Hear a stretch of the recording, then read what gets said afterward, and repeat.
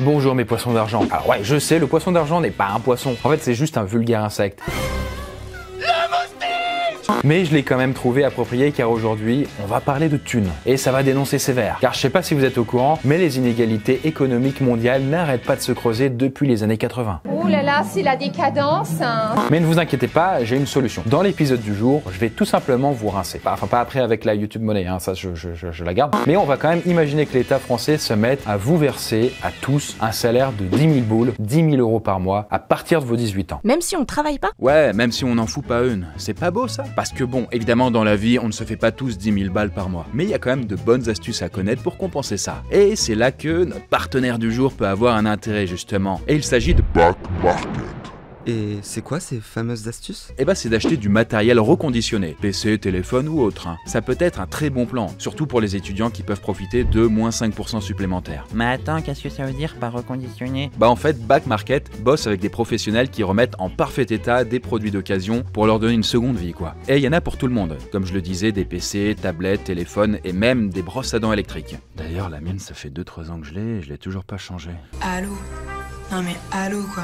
Et du coup forcément qui dit appareil reconditionné dit prix très intéressant en attendant de toucher 10 000 balles par mois hein, évidemment. Et ça peut parfois descendre jusqu'à 70% moins cher qu'un appareil vendu neuf dans le commerce. Et pour éviter les déconvenus, il y a 12 mois de garantie minimum à chaque fois. De toute façon dans le pire des cas, si votre achat vous satisfait pas, vous avez 30 jours pour changer d'avis. Bah ça a l'air top, ceci, ils auraient bien besoin d'un nouveau téléphone. Ouais bien sûr. Pour ça t'as juste besoin d'aller dans l'onglet smartphone et voilà tu peux par exemple prendre un petit iPhone XS à 375 € au lieu de 880. Et du coup j'y pense, il n'y a pas moyen d'avoir une nouvelle brosse à dents pour moi quoi. Eh bah vas-y Chris, on te l'ajoute dans le panier alors. Ah merci, c'est cool. Bref, la Poiscaille, on vous met le lien en description comme d'habitude. N'oubliez pas que les bons plans c'est toute l'année chez eux. Et j'ai envie de dire, maintenant, retournons sur nos 10 000 € par mois. Ok, let's go.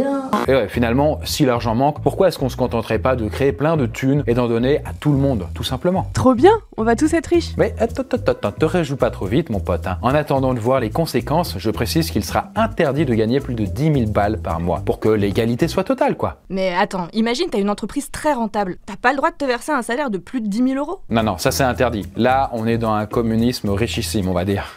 Mais on va voir un peu après comment ça se passe. Tout est soit réinvesti dans la boîte, soit ça va au fisc. Mais est-ce qu'on va vivre alors dans un monde plus égalitaire, plus beau, plus juste, ou plutôt dans un monde instable et désorganisé? L'économie sera-t-elle prospère ou va-t-elle collapser? Va-t-elle s'écrouler? Eh bien c'est ce qu'on va essayer de comprendre en 360 secondes.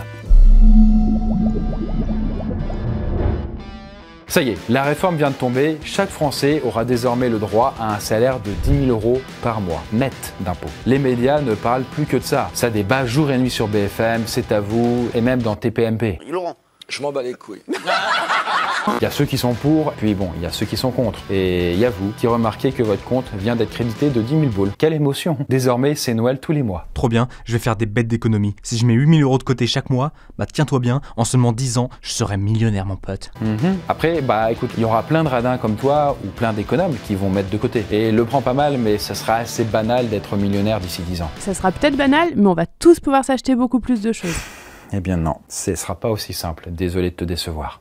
Pour que tout le monde consomme davantage, il faudrait qu'il y ait plus de choses à acheter. Sauf que ce n'est pas le cas. Pour l'instant, il n'y a pas plus de nourriture dans les supermarchés qu'avant. Il n'y a pas plus de maisons qui se construisent, pas plus de livreurs Uber Eats pour nous servir. Donc en fait, le pouvoir d'achat global reste inchangé, puisque la quantité de choses consommables est restée la même.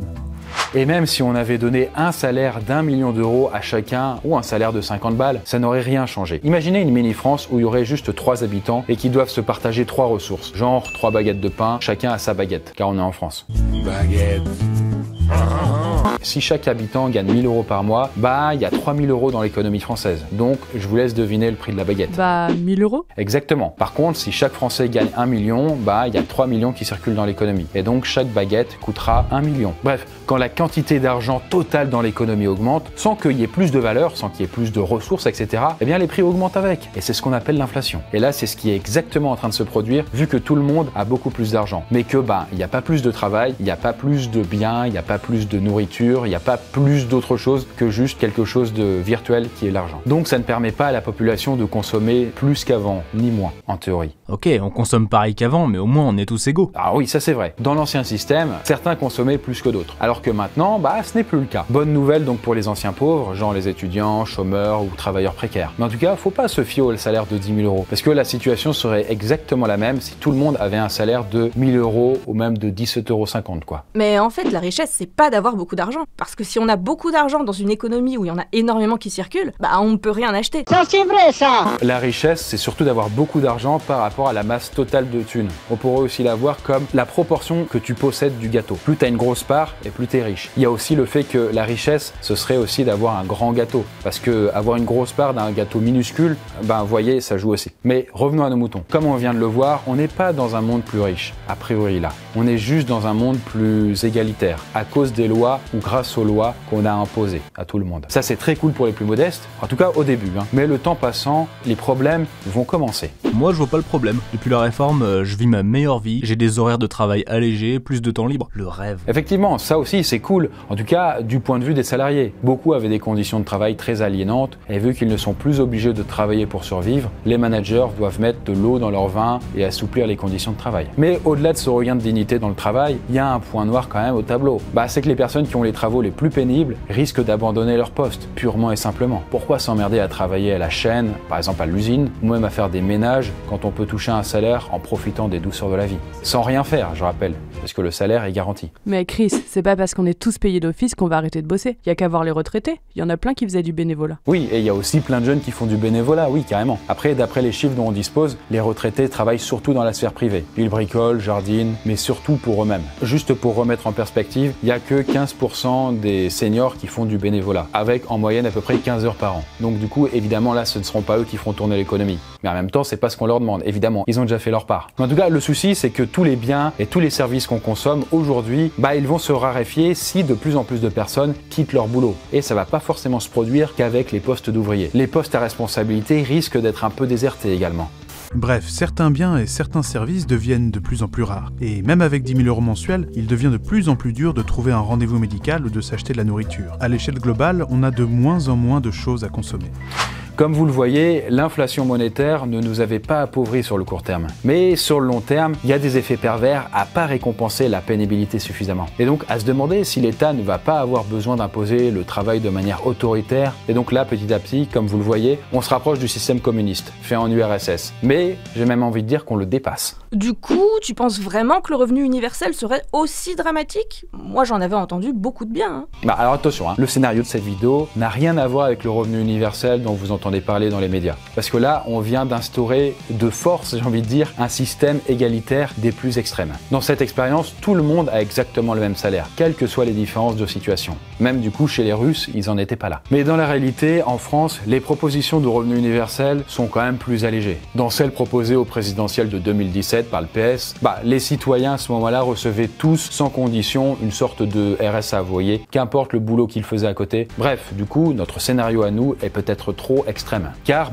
on a besoin que la population travaille en minimum et qu'elle soit aussi drivée par des indicateurs finalement basiques, mais quand même très efficaces, qui est la notion de revenu, de salaire, par rapport à l'énergie, à l'effort et aux compétences qui sont mises dedans. C'est-à-dire que les gens qui donnent le plus reçoivent à proportion de ce qu'ils donnent. Après, c'est une question très complexe. On peut pas dire que dans notre monde actuel, ce soit parfait à ce niveau-là. Mais peut-être que dans le futur, la production finira probablement par être complètement automatisée, voire même robotisée. Nous pourrons peut-être alors nous passer des bras des ouvriers, mais aussi des cerveaux, des médecins ou des ingénieurs. Et ce, grâce à l'intelligence artificielle. Pensez-vous alors que dans un tel monde, l'égalité absolue des salaires sera le meilleur moyen pour se partager les ressources ? Et bien voilà, c'était un scénario, je le rappelle quand même, ou je le précise, parmi tant d'autres. C'est une vidéo évidemment un peu plus économique et donc un peu plus politique aussi d'une certaine manière. On pourra avoir un angle très libéral sur la question, tout comme très social. Donc là, après, ce sera évidemment selon les sensibilités. Et du coup, Chris, c'est quand qu'on sera payé 10 000 € par mois au Kundar? Écoute, quand chacune des vidéos fera 10 millions de vues, quoi. Voilà, tout simplement. Donc voilà, on a qu'effleuré le sujet, mais peut-être que ça vous aura donné envie de creuser un peu plus. Sur ce, on se dit à très très vite, la Poiscaille.